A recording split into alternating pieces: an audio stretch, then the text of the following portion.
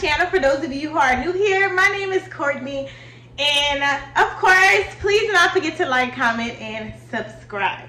So in today's video, we're going to be a little professional. So we are going to be discussing the home buying process. So for those of you who do not follow me on like Instagram or Facebook, you may not know that my family and I recently purchased a home in 2021. So I kind of was doing my research and I realized that there's not much realistic advice on purchasing a home, or people talking about the home buying process. They're really talking about the fun, wonderful luxury of having a home. They're not really talking about the process. Okay, if that makes any sense at all. So I am going to have my computer here to help me. So if you see me looking down, I just have some notes so to kind of keep me on the right track. I don't want to just start rambling and this video be like 30 minutes because I don't even watch videos for 30 minutes. Yeah. All right, so let's get started. So the first thing that I want to let you know about is credit. So you need to make sure that you pull your credit report, your free credit report, and you know what's on your credit. So you might have to educate yourself on credit and how important credit is if you do not know that, which we should have been taught in school, but that's neither here nor there.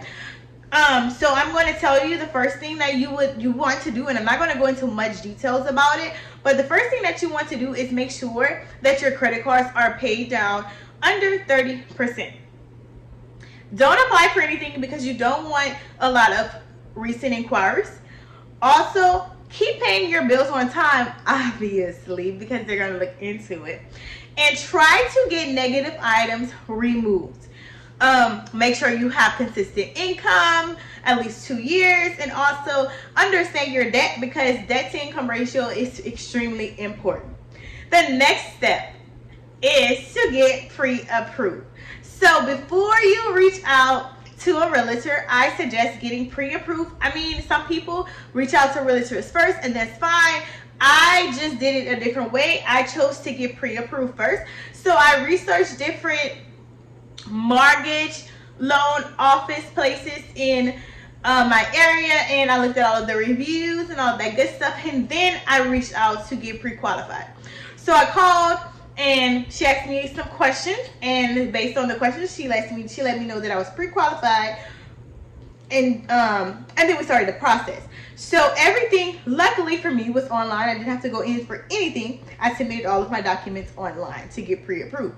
So the type of documents I submitted was tax returns, W-2s, and my bank statement, my pay stub, and I think that was pretty much it. However, you need to make sure you know where all of these items are, okay? Because you need, so for example, for your tax return or your W-2, you need 2 years of it. So you want to make sure you know where those things are, and you have quick access to it because it'll make your life a lot easier. So once I did all of that, it was like a waiting game. I waited a few days, and then they pre-approved me for a certain amount. Once they pre-approved me for a certain amount, I contacted a realtor from there. So I already had a realtor in mind, and then they offered some advice on realtors, and I actually contacted one of their realtors, which works out perfect. I don't know if I mentioned this, but you want to make sure you have at least a 640 credit score or better. I suggest better, but 640 is good. And then once I contacted my realtor, I gave him my preferences. So he asked me about the location I wanted to stay at, how much was I pre-approved for, and the lowest and the highest amount I would like. And he put this into like a database, and literally when listings hit the market, it came straight to my email. So I put my email notifications on because it is July 2021 and it is a seller's market. So you'll see in a few minutes you'll see. So we started the house hunting process.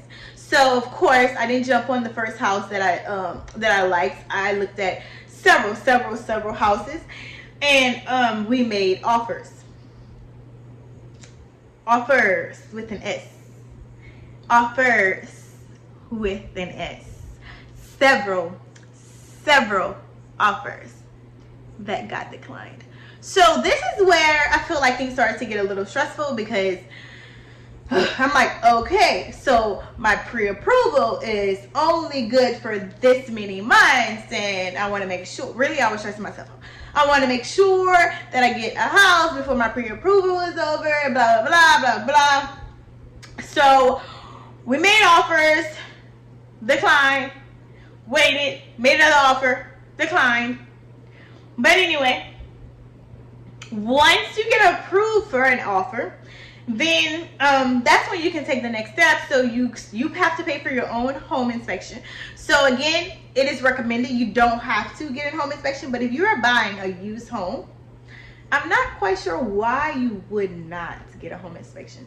I don't know, maybe people do that. I didn't think people did that, but get a home inspection. Okay, this is where, as I stated before, this is where things got a little heated, because what is this? So we got the home inspection papers, and my husband was like, I'm gonna send it to you, just wait. So he sent it to me, and I'm looking at these papers, I'm like, it's like 50 pages. What? It looks like a foreign language. I'm not even joking.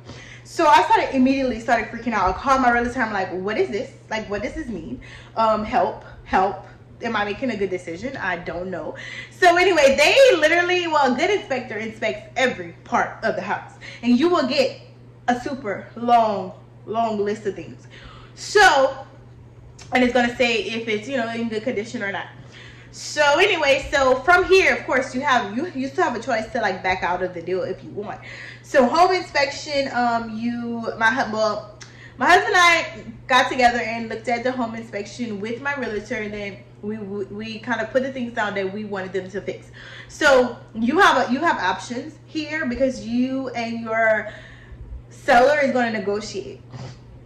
So they can either fix the things, they can give you money at closing toward the things that need to be fixed, or they can go down on the price. Okay, it's completely up to you guys. You have to sit down and negotiate, come to an agreement.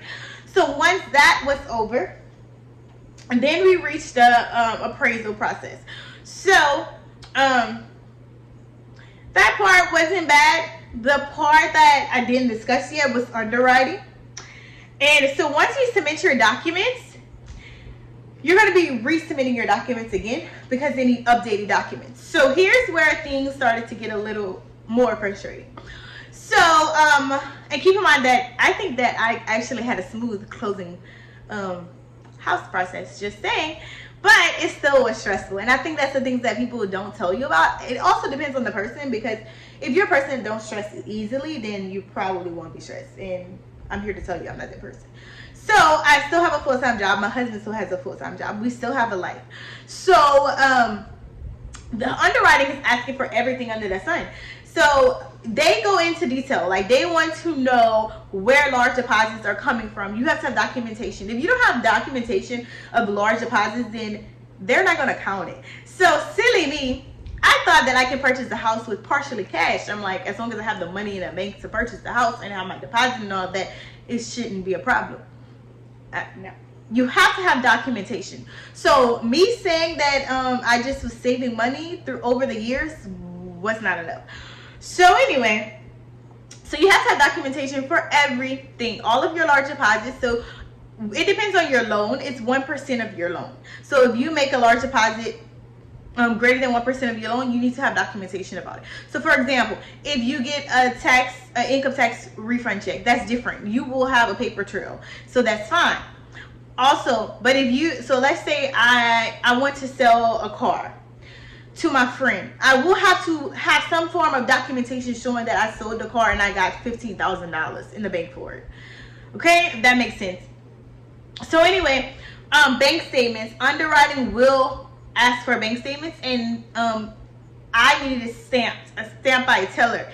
Keep in mind that I work and I get off at a certain time, and I had to like call into work and all of that to get all of these documents ready, and sometimes they were not accurate. They were not the correct thing, so I had to go back to the bank again. We worked. So that's what made it stressful for me, because I didn't think it was this serious. Like, I knew it was serious, but gosh, like, it's very specific. So that's where, to me, the most stressful process was, a part of the process was underwriting. Again, I honestly think that we had a pretty smooth process, but if I had to say the most stressful part, it is underwriting. You have to make sure you have everything and you have documentation for every single thing. Also, you pay out of pocket for appraisal, inspection, and I don't know, I didn't really see a lot of people talk about earnest income deposits. So my earnest income deposit was $1,000. You do receive it back at closing, but this is to ensure the seller that you are serious. So it's like a security deposit. It's not like, it is a security deposit. And then also, if you are not familiar with purchasing a home, I think you need to do your research on closing costs, because luckily my seller paid for closing costs, but closing costs is a lot. So you need to actually like research it, talk to your realtor about it, and or your mortgage broker, and discuss it. And then after all of that good stuff, we reach closing day. So some people, well, not some people, every single time I told somebody that I was purchasing a home, they let me know that I would be signing my life away, which you are. But it's not as bad as people say. The closing part is not as bad. Our hands were not hurting after. It is a lot of paperwork. It is the most paperwork I have ever signed in my life, but it wasn't that bad. My advice to you is, if you are not ready to purchase a home, do not be bullied into purchasing a home. We waited a very long time before we purchased a home. If you're not ready, you're not ready. Ultimately, you have to be prepared and ready to purchase a home. So don't get bullied into purchasing a home just because everybody else is doing it or someone is convincing you to purchase a home. It is completely up to you. So anyway, that's my advice, and I will see you in my next video.